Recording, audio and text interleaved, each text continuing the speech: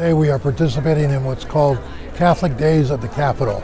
The legislature is in session, and people from throughout the state come to Tallahassee to lobby their representatives or their senators, or the members of the legislature, and also to pray for them and to pray for the executive and the judicial branches of our government.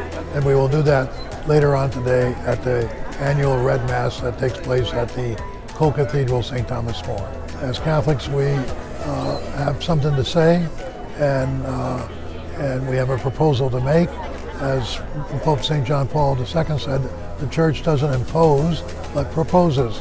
And today, through addressing a variety of issues, we are making a proposition to our lawmakers of what can help human flourishing in this great state of Florida. We always hope to make a difference.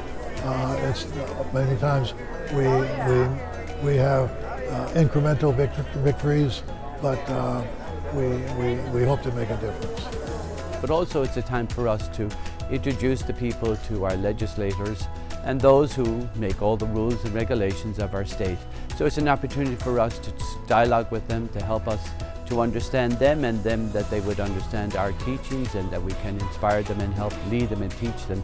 We are not only encouraged, but we are required to go always dialogue with those who are our brothers and sisters, but especially those who are leaders in our community. It's important for them to know who we are and how we can teach them and help them to understand what Christ calls us to be, brothers and sisters to one another. This journey is to help our legislators understand what they are called to do. It is a very special gift to be able to lead and form people, but also to legislate, give laws, and be just to everybody so that they can truly live out the gospel values in their lives too. So we bring in members of our churches around the diocese, around the state of Florida, to come and advocate for issues that are important to shape our society, always remembering the perspective of our faith.